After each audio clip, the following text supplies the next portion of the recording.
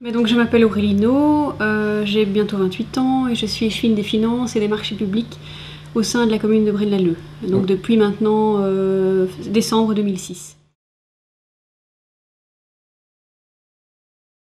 Nous avons souscrit un fonds éthique auprès de Dexia concernant la pension des mandataires, qui est un fonds qui a la politique de vérifier que les fonds qui sont investis soient investis en accord avec les conventions de l'OIT.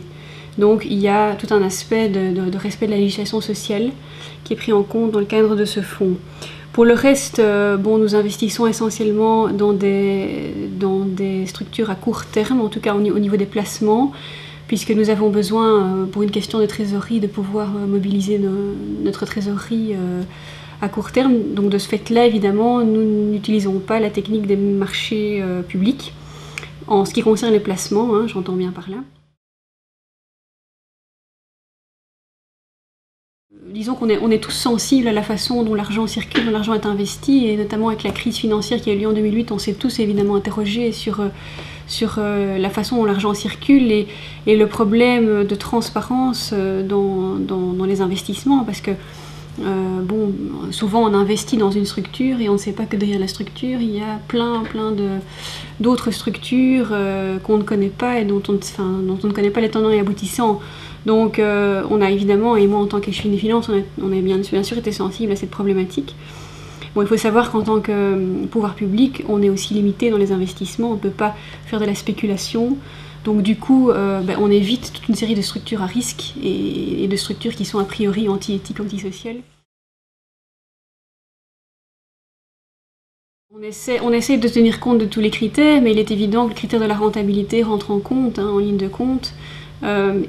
Souvent, ce qu'on peut remarquer, c'est que les investissements éthiques sont parfois moins rentables que les autres. Maintenant, tout est une question de mise en balance, hein.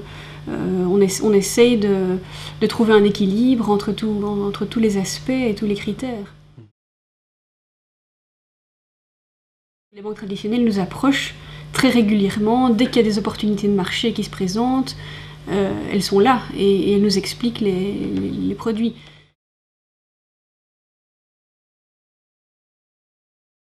On a été notamment sensible à la question de Dexia Israël, hein, quand on a appris que Dexia, via sa filiale, finançait des colonies israéliennes en territoire palestinien. Nous avons fait partie des nombreuses communes qui avons sollicité Dexia pour avoir des informations et pour demander que ça cesse.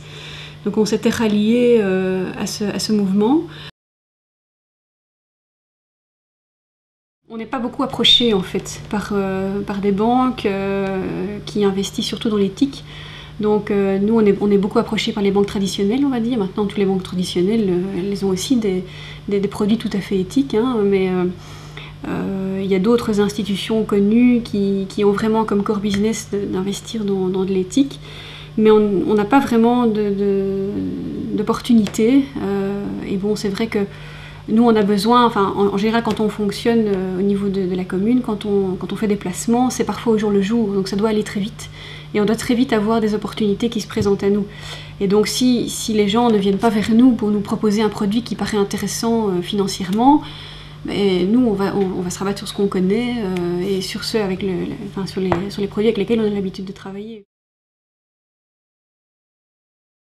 Si on avait plus de contact avec ces organismes, on serait peut-être plus au courant des produits aussi et on pourrait peut-être plus facilement se rendre compte que certaines choses sont intéressantes. Notre philosophie, c'est de se dire, s'il y a moyen d'investir dans de l'éthique et que ça rapporte, autant le faire.